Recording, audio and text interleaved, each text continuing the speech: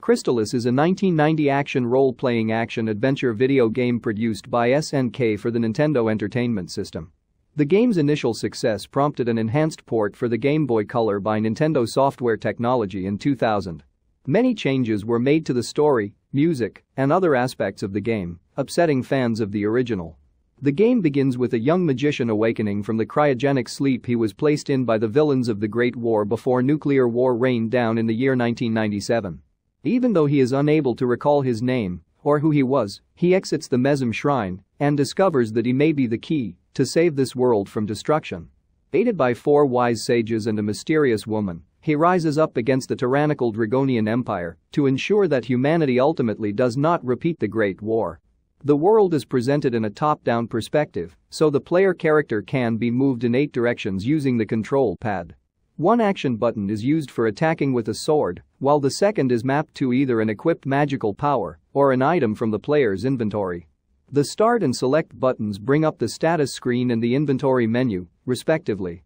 In addition, the player can equip various suits of armor and shields. Defeating monsters allows the player to gain experience points, which increases his level, thus boosting his health, defense, and attack strength.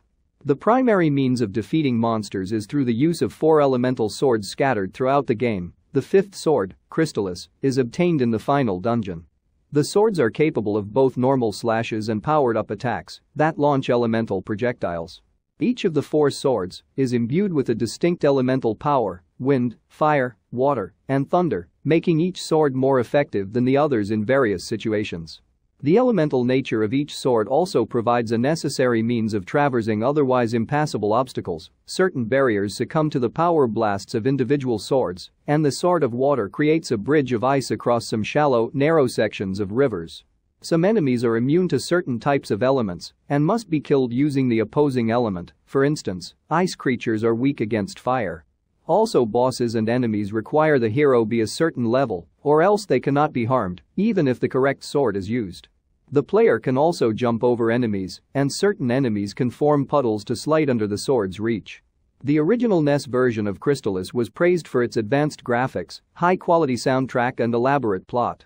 Critics remarked that the story and art design seemed to draw heavily from the Hayao Miyazaki anime film Nausicaa of the Valley of the Wind. The main criticism of the game was its repetitive gameplay, as many enemies can be overcome by continuous rapid pressing of one button. Pocket Squirrel also mentioned flawed collision detection in his review for RPFan.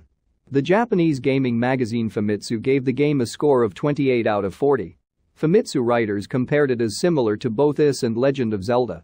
In December 2005, Nintendo Power ranked the NES release of Crystalis at number 115 in a list of the 200 best games ever to appear on a Nintendo system, the NP Top 200.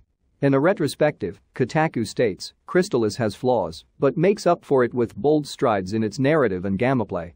OneUp.com called it a hidden gem for the NES and said it was one of the better games inspired by Zelda on the system, contrasting it with Willow, which they said was quite poor. You can download a remake for Android devices from the link in the video description.